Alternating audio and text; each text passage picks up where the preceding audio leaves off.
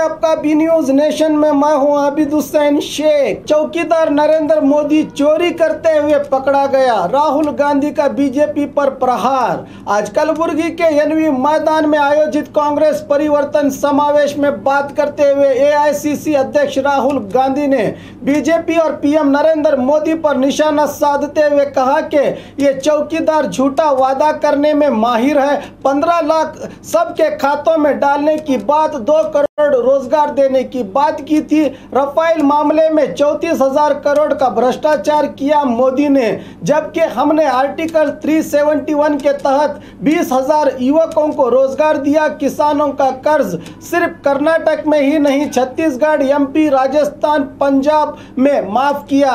नरेंद्र मोदी ने 3,50,000 करोड़ रुपए 15 से 20 लोगों का कर्ज माफ किया है, मगर कभी भी किसानों के बारे में नहीं सोचा, कहा एआईसीसी अध्यक्ष राहुल गांधी ने।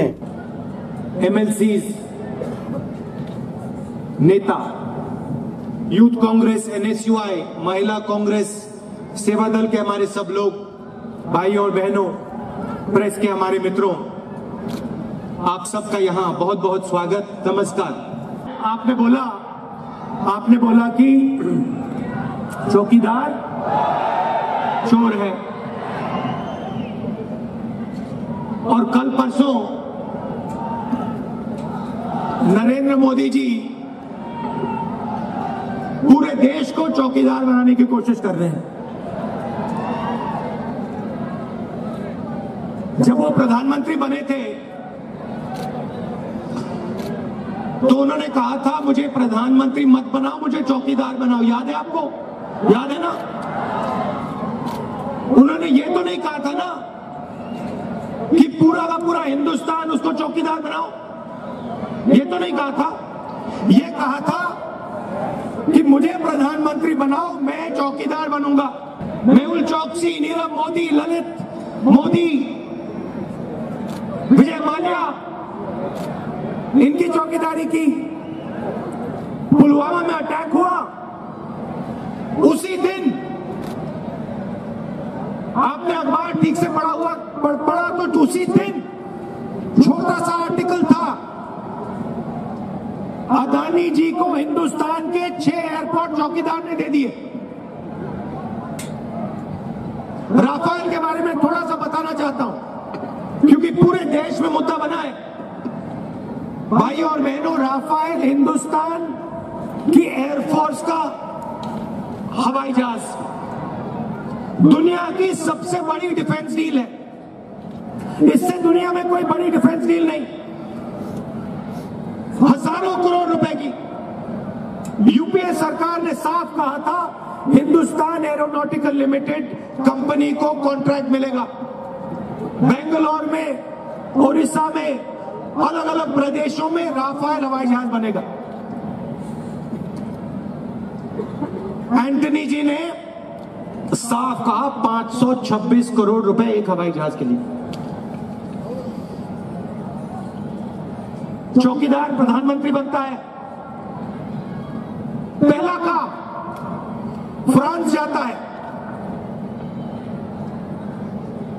उसके साथ अनिल अंबानी जाते हैं। तब चौकीदार ने नहीं कहा कि भैया आप सब चौकीदार हो, चलो आप सब मेरे साथ चलो फ्रांस। तब तो चौकीदार सिर्फ अनिल अंबानी को ले गया। भाई और बहनों, पूरा कॉन्ट्रैक्ट बदल डाला। 526 करोड़ रुपए का हवाई जहाज चौकीदार जी ने 1600 करोड़ रुपए में खरीदा। और कर्नाटक के युवा, आप सुनो, आप दिन भर रोजगार मांगते हो नरेंद्र मोदी जी से। दिन भर आप कहते हो, नरेंद्र मोदी जी हमें रोजगार दो, और नरेंद्र मोदी जी ने आपसे रोजगार छीना। एचएल में हवाई जहाज बनना था, कर्नाटक के युवाओं को रोजगार मिलना था। नरेंद्र मोदी ने कहा ना, चौकीदार अनिल अंबानी को देगा। अनिल अंबानी जी ने जिंदगी में हवाई जहाज नहीं बनाया, कभी नहीं बनाया। कॉन्ट्रैक्ट मिलने से 10 दिन पहले अनिल अंबानी ने कंपनी खोली।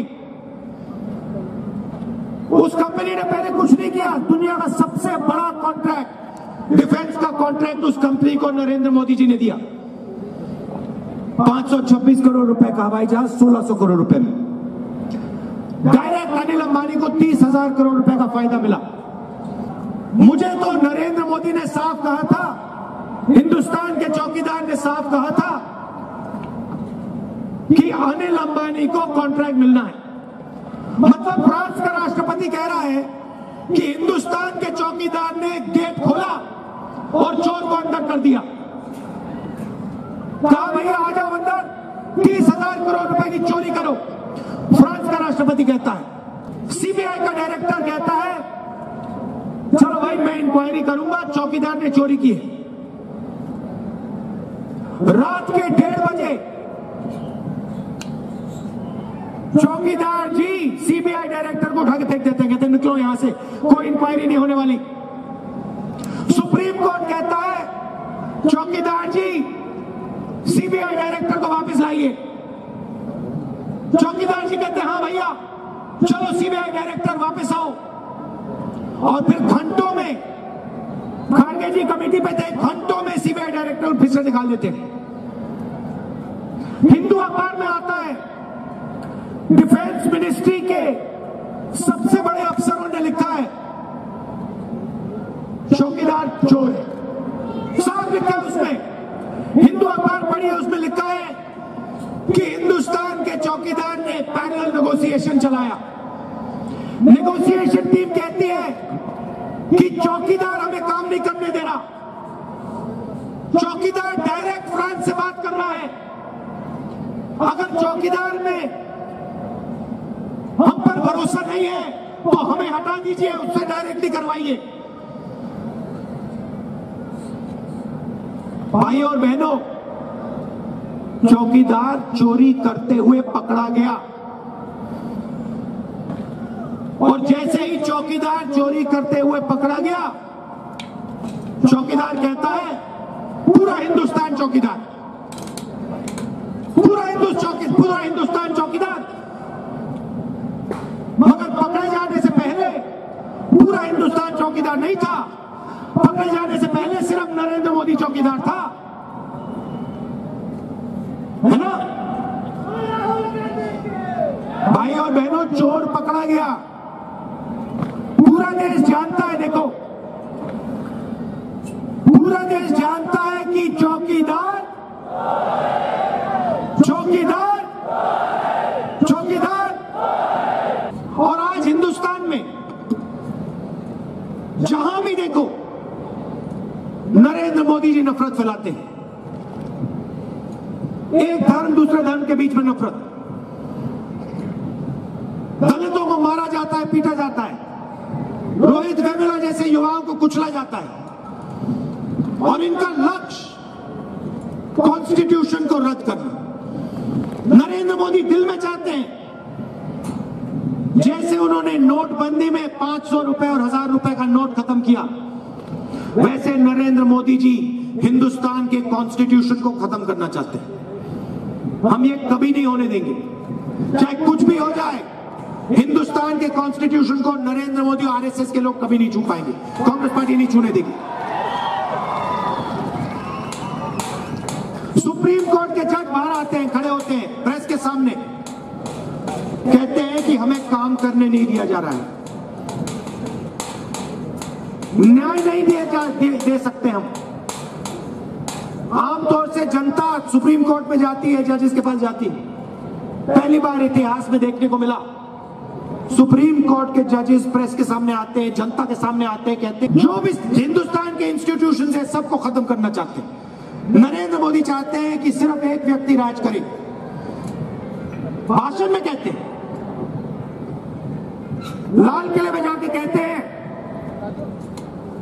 मेरे आने से पहले, मेरे प्रधानमंत्री बनने से पहले हाथी सो रहा था, हाथी सो रहा था। मतलब मेरे आने से पहले हिंदुस्तान में कुछ नहीं हुआ, अकेला ही वो हिंदुस्तान को चलाना चाहते हैं। मगर जब चोरी पकड़ी जाती है जब चौकीदार की चोरी पकड़ी जाती है तो फिर चौकीदार कहता है पूरा हिंदुस्तान चौकीदार। सरकार एक व्यक्ति चलाएगा, अनिल अंबानी की मदद, अदानी जी की मदद एक चौकीदार करेगा, मगर जब चोरी पकड़ी जाती है तो फिर पूरे देश को चौकीदार बनाने की कोशिश कर रहे हैं। मोदी जी, आप देश को समझाइए। आपने बात बोली थी मैं चौकीदार हूं, आपने ये नहीं बोला था कि पूरा देश चौकीदार है। आप देश को समझाइए 30,000 करोड़ रुपए आपने चोरी करके अनिल अंबानी को क्यों दिए। आप देश को समझाइए कि एयरफोर्स से आपने 30,000 करोड़ रुपए चोरी क्यों किया। पूरा देश आपसे पूछ रहा है, देश को आप जवाब दीजिए, बहाने मत बनाइए। कांग्रेस पार्टी के कार्यकर्ताओं से मैं कहना चाहता हूं, विचारधारा की लड़ाई है। यहां पे हम जनता दल के साथ मिलकर चुनाव लड़ रहे हैं। सारी की सारी सीटें यहां पे हमें जीतनी है। हर पोलिंग बूथ पे आपको लड़ना है। ಲೋಕಸಭೆಗೆ 2 ಹಂತದಲ್ಲಿ ಚುನಾವಣೆ ನಡೀತಾ ಇದೆ. ಮೊದಲನೇ ಹಂತ ಏಪ್ರಿಲ್ 18ನೇ ತಾರೀಕು ಈ ಭಾಗದಲ್ಲಿ ಹೈದರಾಬಾದ್ ಕರ್ನಾಟಕ ಮತ್ತು ಮುಂಬೈ ಕರ್ನಾಟಕ ಭಾಗದಲ್ಲಿ ಏಪ್ರಿಲ್ 23ಕ್ಕೆ 2ನೇ ಹಂತದಲ್ಲಿ ಚುನಾವಣೆ ನಡೀತಾ ಇದೆ. ಪ್ರದೇಶ ಕಾಂಗ್ರೆಸ್ ಪಕ್ಷ ಎಲ್ಲಾ ಜಿಲ್ಲಾ ಕೇಂದ್ರಗಳಲ್ಲಿ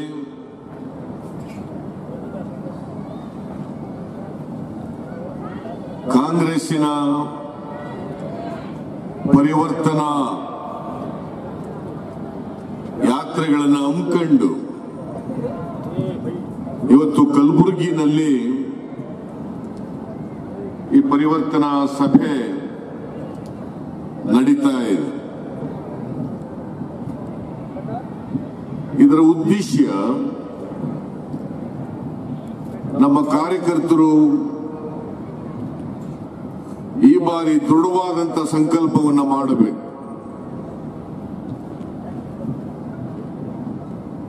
ದೇಶದಲ್ಲಿ ಭಾರತೀಯ ಜನತಾ ಪಕ್ಷದ ಸರ್ಕಾರ ಏನು ಮೋದಿಯವರ ನೇತೃತ್ವದಲ್ಲಿದೆ, ಅವರ ಆಡಳಿತ ಕೊನೆಗಾಣಬೇಕು. ಮತ್ತೆ ಕಾಂಗ್ರೆಸ್ ಪಕ್ಷ ಈ ದೇಶದಲ್ಲಿ ಅಧಿಕಾರವನ್ನ ಹಿಡಿಯಬೇಕು.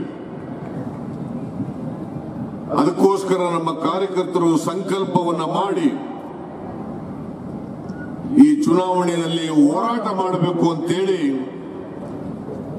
ಅವರಲ್ಲಿ ಮನವಿ ಮಾಡಲಿಕ್ಕೋಸ್ಕರವಾಗಿ ಪರಿವರ್ತನಾ ಸಭೆಗಳನ್ನು ಎಲ್ಲ ಜಿಲ್ಲಾ ಕೇಂದ್ರಗಳಲ್ಲಿ ಇವತ್ತು ಕೆಪಿಸಿಸಿ ಅವರು ಏರ್ಪಾಡು ಮಾಡ್ತಾ ಇದ್ದಾರೆ.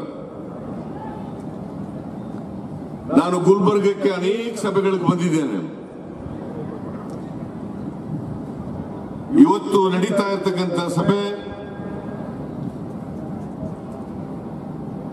ಬಹಳ ದೊಡ್ಡ ಸಭೆ ಅಂತೇಳಿ ನಾನು ಭಾವಿಸ್ಕೊಂಡಿದ್ದೇನೆ. ಇತ್ತೀಚೆಗೆ ಮೋದಿ ಅವರು ಬಂದು ಹೋಗಿದ್ದಾರೆ ಇಲ್ಲಿ.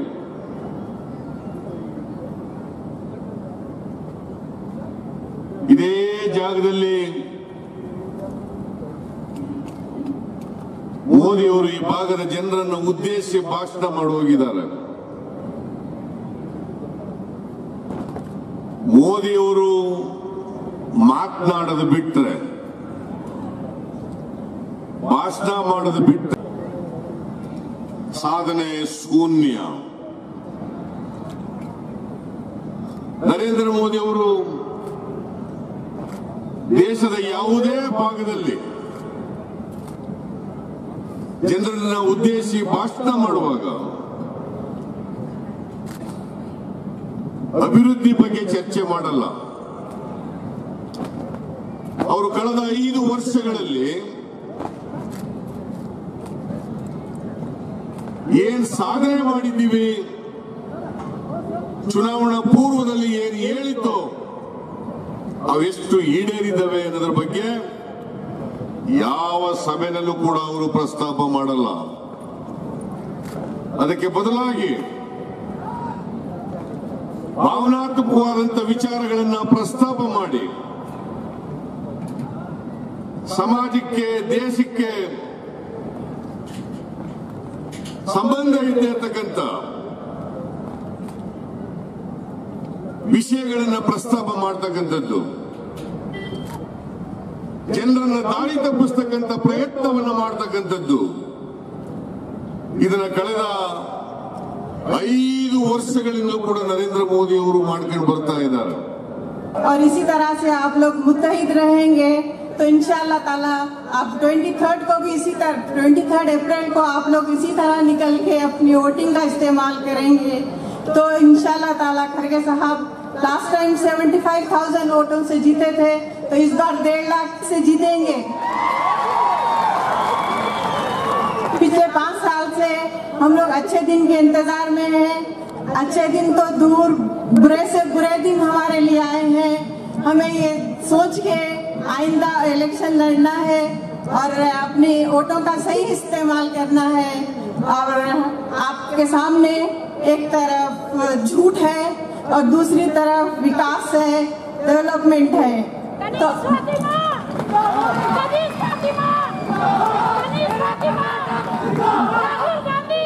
मुझे खासकर लेडीज को देखकर बड़ी खुशी हो रही है। दोपहर के टाइम सब अपना काम छोड़ के यहाँ आए हैं। इसी तरह आप लोग का फर्ज है 23 अप्रैल को भी बाहर निकल के ज्यादा से ज्यादा वोटिंग करें।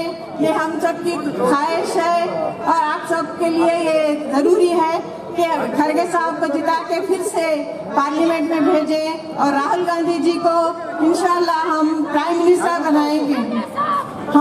हमारे सामने ये एक अच्छा मौका है झूठ को हटा के सच्चाई की जीत लाने का और हम डेवलपमेंट के लिए ये काम करेंगे।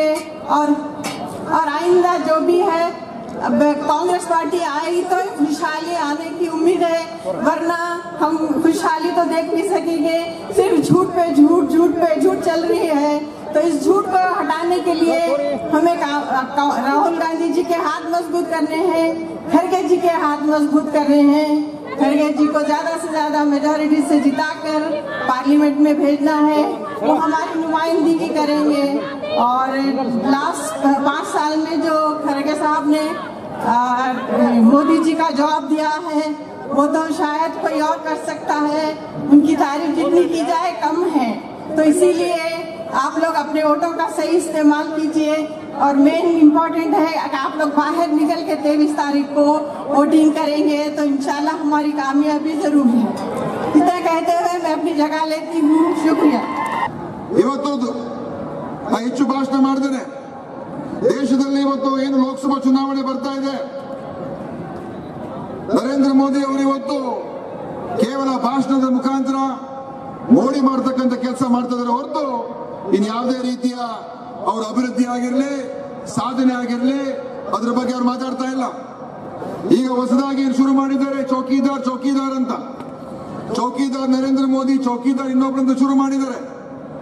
ಆದ್ರೆ ಇವತ್ತು ಯಾವ ರೀತಿಯಾಗಿ ಇದು ಅತ್ಯಂತ ಒಂದು ಡೋಂಗಿತನದ ಮಾತಂತ ಈ ಸಂದರ್ಭದಲ್ಲಿ ಹೇಳಕ್ಕೆ ಇಷ್ಟಪಡ್ತಾ ಇದ್ದೀನಿ.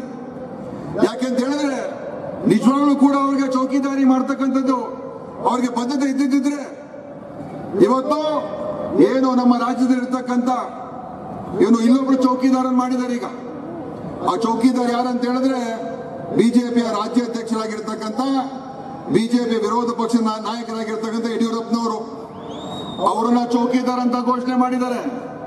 ಚೌಕಿದಾರ್ ಅಂತ ಹೇಳಿದ್ರೆ ಭ್ರಷ್ಟಾಚಾರವನ್ನು ನಿಗ್ರಹಣ ಮಾಡಬೇಕು, ಭ್ರಷ್ಟಾಚಾರವನ್ನು ತೆಗೆದಾಕಬೇಕು. ಯಾರು ಭ್ರಷ್ಟ ಹಣದಲ್ಲಿ ರಾಜಕೀಯ ಮಾಡ್ತಾರೋ ಅಂತವ್ರನ್ನೆಲ್ಲ ಕೂಡ ಮೂಲೆ ಗುಂಪು ಮಾಡಬೇಕು ಅಂತ ಉದ್ದೇಶ.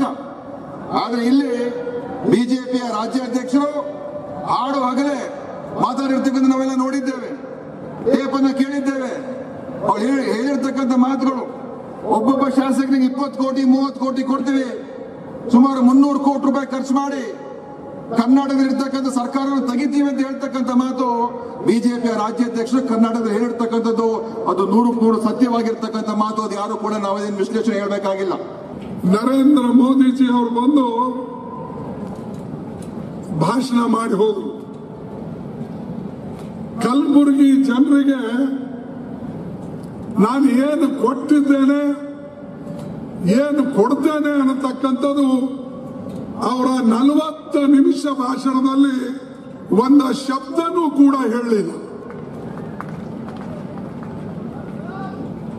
ಅಂದ್ರೆ ಈ ಭಾಗದ ಜನರ ಬಗ್ಗೆ ಅವರಿಗೆ ಕಾಳಜಿ ಇಲ್ಲ. ನಾನು ಇವತ್ತು ಶ್ರೀಮತಿ ಸೋನಿಯಾ ಗಾಂಧೀಜಿ ಅವ್ರನ್ನ, ರಾಹುಲ್ ಗಾಂಧಿ ಅವ್ರನ್ನ ನೆನೆಸ್ಕೊಳ್ತೇನೆ. ಅವರು ಹೋದ ಸಲ ನನ್ನ ಚುನಾವಣೆಯಲ್ಲಿ ಬಂದಾಗ, ಆ ಹಿಂದೆ ಶ್ರೀಮತಿ ಸೋನಿಯಾ ಗಾಂಧೀಜಿ ಅವರು ಬಂದಾಗ ಮತ್ತು ರಾಹುಲ್ ಗಾಂಧೀಜಿ ಅವರು ಬಂದಾಗ ನಾನು ಅವರಿಗೆ ಕೇಳಿಕೊಂಡಿದ್ದೆ, ಈ ಭಾಗದ ಜನರಿಗೆ, ವಿಶೇಷವಾಗಿ 6 ಜಿಲ್ಲೆ ಜನರಿಗೆ ತಾವು ಆರ್ಟಿಕಲ್ 371J ಸಂವಿಧಾನದ ತಿದ್ದುಪಡಿ ಮಾಡಿ ನಮಗೆ ಕೊಡಿ. ಈ 6 ಜಿಲ್ಲೆ ಜನತೆಗೆ, ಇಲ್ಲಿನ ಯುವಕರಿಗೆ, ಇಲ್ಲಿನ ರೈತರಿಗೆ, ಇಲ್ಲಿನ ಪ್ರಜೆಗಳಿಗೆ ಅನುಕೂಲ ಆಗ್ತದೆ ಅನ್ನತಕ್ಕಂಥದ್ದನ್ನ ಕೇಳಿಕೊಂಡಾಗ ಶ್ರೀಮತಿ ಸೋನಿಯಾ ಗಾಂಧೀಜಿ ಅವರು ಆಸಕ್ತಿ ವಹಿಸಿ, ರಾಹುಲ್ ಗಾಂಧೀಜಿ ಅವರು ಬೆಂಬಲ ಕೊಟ್ಟು ಇವತ್ತು ಸಂವಿಧಾನದಲ್ಲಿ ಬದಲಾವಣೆ ಮಾಡಿ ಆರ್ಟಿಕಲ್ 371J ಇವತ್ತು ನಾವು ತಂದಿದ್ದೇವೆ. ಇದೇ ಬೇಡಿಕೆಯನ್ನ ನಾವು ಬಿಜೆಪಿ ಸರ್ಕಾರ ಮುಂದೆ ಇಟ್ಟಿದ್ದೇವೆ. ಅದ್ವಾನಿ ಅವರು ಹೋಮ್ ಮಿನಿಸ್ಟರ್ ಇದ್ರು, ವಾಜಪೇಯಿ ಅವರು ಪ್ರಧಾನಮಂತ್ರಿ ಆಗಿದ್ದರು. ಇಲ್ಲಿ ನಮ್ಮ ಸರ್ಕಾರ ಇದ್ದಾಗ ನಾವು ಒಂದು ರೆಸಲ್ಯೂಷನ್ ಮಾಡಿ ಕೇಂದ್ರ ಸರ್ಕಾರಕ್ಕೆ ಕಳಿಸ್ತೇವೆ. ನೋಡಿ, ಆರ್ಟಿಕಲ್ 371J ಬಹಳ ಇಂಪಾರ್ಟೆಂಟ್ ಇದೆ. ನಮ್ಗೆ ಈ ಭಾಗದ ಅಭಿವೃದ್ಧಿ ಆಗ್ಬೇಕಂದ್ರೆ ಕೊಡಬೇಕು. ತೆಲಂಗಾಣಕ್ಕೆ ಇದು ಸಿಕ್ಕಿದೆ, ವಿದರ್ಭಕ್ಕೆ ಸಿಕ್ಕಿದೆ, ಮರಾಠವಾಡಕ್ಕೆ ಸಿಕ್ಕಿದೆ, ಸೌರಾಷ್ಟ್ರಕ್ಕೆ ಸಿಕ್ಕಿದೆ. ಅದಕ್ಕೆ ಅದರ ಲಾಭ ನಮಗೂ ಕೊಡ್ರಿ ಅಂತ ಕೇಳಿದೇವೆ. ಆದ್ರೆ ಅದ್ವಾನಿ ಅವರು ಆ ಮೆಮೊರಾಂಡಮ್ ಅನ್ನ ಕಸದ ಬುಟ್ಟಿಯಲ್ಲಿ ಬಿಸಾಕ್ಬಿಟ್ಟಿದ್ರು. ಇವತ್ತು ಬಿಜೆಪಿಗೆ ಏನ್ ನೈತಿಕ ಹಕ್ಕಿದೆ? ನರೇಂದ್ರ ಮೋದಿ ಅವರಿಗೆ ಏನ್ ನೈತಿಕ ಹಕ್ಕಿದೆ ಈ ಭಾಗದ ಜನರ ಹತ್ರ ಮತವನ್ನ ಕೇಳಕ್ಕೆ ಅನ್ನತಕ್ಕಂಥ ಸವಾಲನ್ನ ಇವತ್ತು ನಾನು ಕೇಳ್ತೇನೆ. ಜನ ಬರೀ ಭಾಷಣದಿಂದ ಹೊಟ್ಟೆ ತುಂಬೋದಿಲ್ಲ, ಅಥವಾ ಅವರ ಮಾತಿಗೆ ಮರಳಾಗಿ ನಾವು ಮತ ಕೊಡ್ತಕ್ಕಂಥದ್ದಲ್ಲ. ನೀವು 5 ವರ್ಷದಲ್ಲಿ ಏನು ಕೆಲಸ ಮಾಡಿದ್ರೆ ಅದ್ರ ಲೆಕ್ಕ ಕೊಡಿ. ನೀವು ಲೆಕ್ಕ ಕೊಟ್ಟು ಮುಂದಕ್ಕೆ ಹೋಗಿ. ನಿಮ್ಮ ಚುನಾವಣೆ ಪ್ರಣಾಳಿಕೆಯಲ್ಲಿ ನೀವೇನು ಹೇಳಿದ್ರಿ ಅದು ಎಷ್ಟರ ಮಟ್ಟಿಗೆ ನೀವು ಅನುಷ್ಠಾನದಲ್ಲಿ ತಂದಿದ್ರಿ ಅನ್ನತಕ್ಕಂಥದ್ದನ್ನ ನಮ್ಮ ಮುಂದೆ ಇಡಿ. मेरे को चौकीदार बनाइए मित्रों, मेरे को प्रधानमंत्री मत बनाइए, मेरे को प्रधान सेवक बनाइए. ರಾಷ್ಟ್ರದ ಜನ ಚುನಾವಣೆಯಲ್ಲಿ ನರೇಂದ್ರ ಮೋದಿ ಅವರು ಆಸ್ಕರಿಸಿದ್ದು ಪ್ರಧಾನಮಂತ್ರಿಯಾಗಿ ರಾಷ್ಟ್ರವನ್ನ 5 ವರ್ಷಗಳ ಕಾಲ ಸುರಕ್ಷಿತವಾಗಿ ನಡೆಸಿಕೊಂಡು ಹೋಗಿ ಅಂತ ಹೇಳಿ. ಆದ್ರೆ ಅವ್ರು ಯಾವ ರೀತಿಯ ಭರವಸೆಯನ್ನು ಕೊಟ್ಟಿದ್ರು ಅಂತ ಹೇಳಿ ತಾವು ನೋಡಿದಾಗ 5 ವರ್ಷದಲ್ಲಿ ಏನಾಗಿದೆ ಅನ್ನೋದು ತಾವು ನೋಡಬೇಕಾಗಿದೆ. ಈ ಚುನಾವಣೆ ಅಭಿವೃದ್ಧಿಯ ಚುನಾವಣೆ ಅಲ್ಲ. ಈ ಚುನಾವಣೆ ಏನು ನರೇಂದ್ರ ಮೋದಿ ಅವರು 70 ವರ್ಷಗಳ ಕಾಲ ಕಾಂಗ್ರೆಸ್ ಪಕ್ಷ ಏನು ಮಾಡಿಲ್ಲ ಅಂತ ಹೇಳ್ತಾರೆ, ಆ ವಿಚಾರದಲ್ಲಿ ನಾವು ಚುನಾವಣೆ ಎದುರಿಸಬೇಕಾಗಿದೆ. 70 ವರ್ಷದಲ್ಲಿ ಕಾಂಗ್ರೆಸ್ ಪಕ್ಷ ಮಹಾತ್ಮ ಗಾಂಧಿ ಅವರ ತತ್ವ ಸಿದ್ಧಾಂತ ಸತ್ಯ ಮತ್ತು ಅಹಿಂಸೆಯ ಹೆಸರಿನಲ್ಲಿ 70 ವರ್ಷಗಳ ಕಾಲ ಈ ರಾಷ್ಟ್ರದಲ್ಲಿ ಬಹಳಷ್ಟು ದೊಡ್ಡ ಅಭಿವೃದ್ಧಿಗಳನ್ನು ನಾವು ಸಾಧನೆ ಮಾಡಿದ್ದೀವಿ. ಹಬ್ಬಗಳ ಪ್ರಯುಕ್ತ bumper offer Silai world men's women's kids sarees bumper offer buy 3 get 3. Vijayapura ನಗರದಲ್ಲಿ ಬಟ್ಟೆ ಕ್ಷೇತ್ರದ ಹೆಸರುವಾಸಿಯಾದ ಗುರುಕುಲ್ ರಸ್ತೆಯಲ್ಲಿ ಇರುವ ಬ್ರಹ್ಮಾಂಡ ಸಿಲಾಯಿ ವರ್ಲ್ಡ್ ಶೋರೂಮ್ ನಲ್ಲಿ ಹಬ್ಬಗಳ ಪ್ರಯುಕ್ತ bumper offer buy 3 get 3 formal casual winter westerns bumper offer flat sale 299 399 499. ಇದು ಹಬ್ಬಗಳ ಪ್ರಯುಕ್ತ bumper offer buy 1 get 1 free. ಇದು offer silk sarees cotton sarees design ಸಾರೀಸ್ಗಳ ಮೇಲೆ ಬಂಪರ್ ಆಫರ್ ಲಾಭ ಪಡೆಯಿರಿ. ಈ ಆಫರ್ ಸೀಮಿತ ಅವಧಿಗೆ ಮಾತ್ರ. ಹಿಂದೆ ತಮ್ಮ ಕುಟುಂಬದೊಂದಿಗೆ ಬನ್ನಿ. ಸ್ಥಳ Silai world men's women's kids sarees near Siddheshwara temple beside corporation bank Gurukul road Vijayapura. Mobile number 7030170909.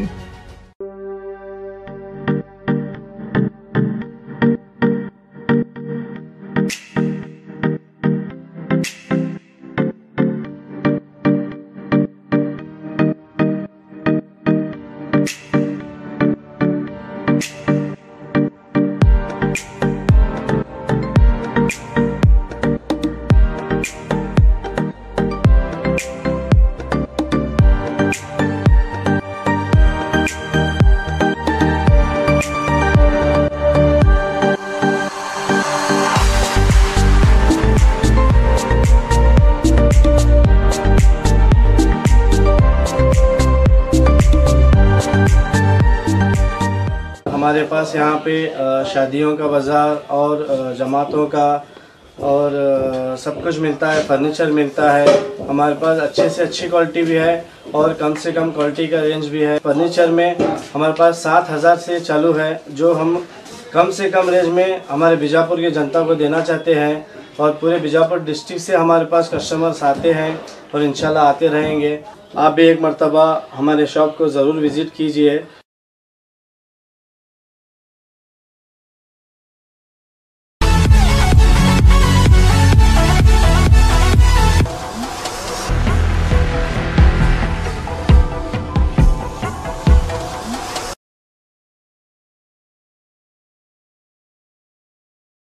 और खबरों के लिए देखते रहिए B news nation. B news nation के लेटेस्ट न्यूज़ों को अपने मोबाइल में देखने के लिए यूट्यूब में बी न्यूज नेशन के चैनल के सब्सक्राइब आइकॉन को दबाएं और फिर बेल आइकॉन को दबाने पर आप लेटेस्ट न्यूज़ों को देख सकते हैं.